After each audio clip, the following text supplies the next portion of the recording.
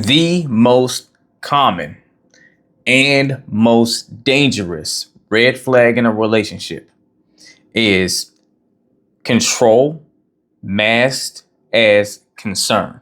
First, it's so common because it requires the least effort to be overt in this control, right? It's a very passive process. It can be very seamless and feel organic. So it's quote unquote easier to execute.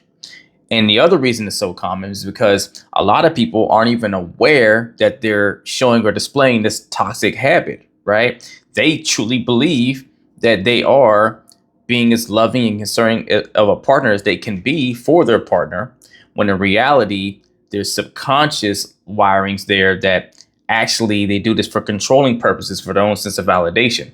But overtly in their mind, consciously, they think of themselves as being really caring towards you. Now, the reason it's so dangerous is because it's not something you obviously can see as the person that may be experiencing the control, right?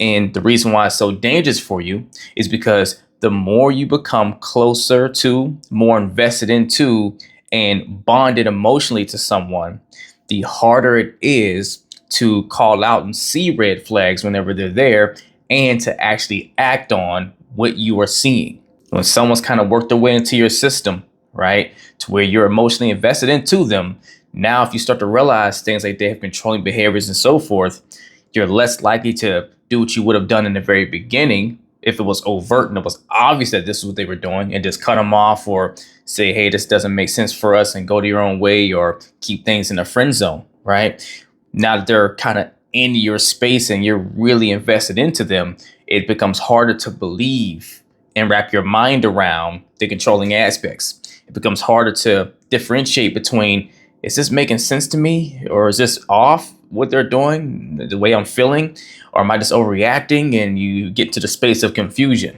And it ultimately winds up being very dangerous because now the longer they're in your orbit, right, with these controlling behaviors, the more it chips and chips away at your physical, emotional, or mental well-being, right? You start to disintegrate in some way. You start to be feeling a sense of lack.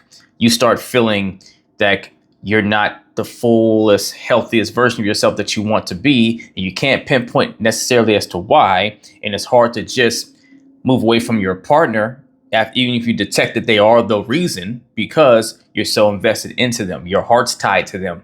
It's not just a, intellectual transaction. Then you wind up going on the merry-go-round, right? Trying to stick in there to fix things. Because even though you're noticing these kind of controlling behaviors in some regards, you love this person, right? They have so much potential.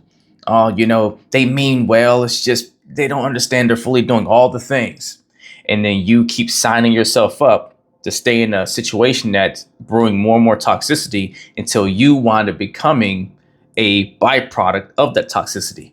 And you're living in a very unhealthy, toxic way. And the reason this type of control is able to be so covert and masked as concern is because the way you experience it from your partner is in a very concerning way. They'll say and do things in a manner that gives you the impression that they actually care for you and they're trying to be protective of you. They may try to give concerning input as to who you spend your time with, right?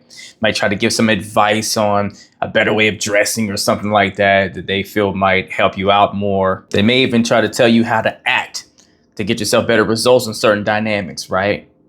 And it's all done under the guise of, I'm looking out for you, or I'm just doing my part to keep you safe. And even though all the controlling elements are there right in front of your face, it becomes hard to see it when you're emotionally invested, because you look at these actions and these things they're saying and doing as a level of care and concern that feels flattering to you, right? You feel like, oh my gosh, this person cares so much to look out for me in so many different ways. And because of this, it becomes a lot more difficult for you to recognize the patterns and see the big flag in how these acts of concern and so forth are really your partner's unhealthy way of undermining your sense of individuality and autonomy. And the three main ways this shows up, first is through guilt tripping, right? To where, yeah, they say they're saying all these things and doing these things to help out, look out for you. But whenever you don't want to listen to them, or you have a difference of opinion, or you say, I don't necessarily agree, then they start saying things like, well, I do all this to try to help you. Why wouldn't you listen to me, right? If you love me the way I love you, you would take heed to what I'm saying to you right now. How could you deny what I'm trying to do? I'm doing this for you. It's just for your benefit. Why won't you listen to me? If you cared, you listen to me because I'm trying to do what's best for you and for both of us. Second is isolation, to where they start trying to make you feel bad or suggest that you don't spend time with certain people as much. Spend more time with them.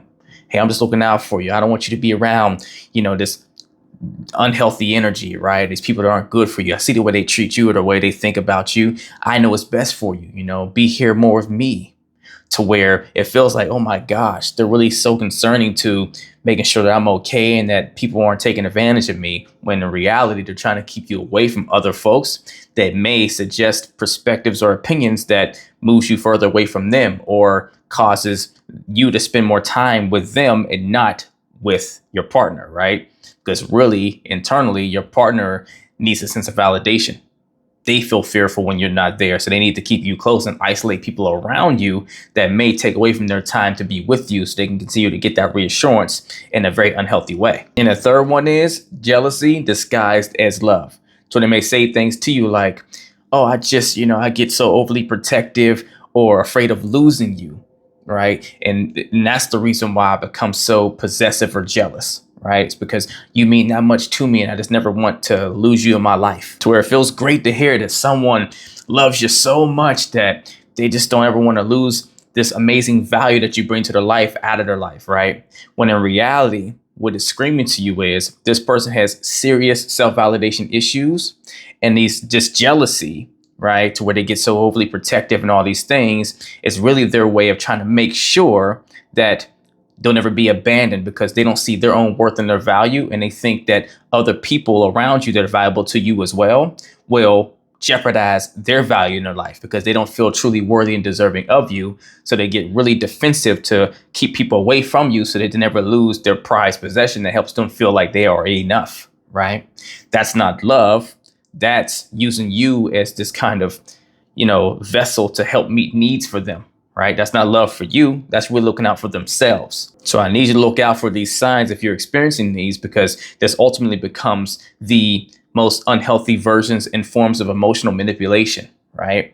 And just like I laid out through this video, right? It's oftentimes not even someone consciously being aware that they are being toxic in this way. They truly do believe in their conscious mind they love you and all these things, but subconsciously they're fighting internally to feel like they're enough or feel secure or feel validated and all these things. And this is their way that they convince themselves of trying to go get that accomplished without feeling like being a bad person, right? So you need to be aware of these things to make sure it doesn't become emotionally manipulative to you, because that's exactly when we experience things like love bombing, right? So I want you to make sure you're dialing in on, am I investing appropriately into someone emotionally? Because once my emotions are in the equation, it becomes a lot harder to see the red flags that are in front of me and to make sound decisions based off of what I'm seeing. If you feel you wind up in love bombing situations often, or you're in a situation now where it's hard to, recognize that red flag and walk away if it's necessary for you, and you want help building the muscle to do so, either email or DM me coaching and we will get to work, as long as you're truly ready to put the work in. Let's get it.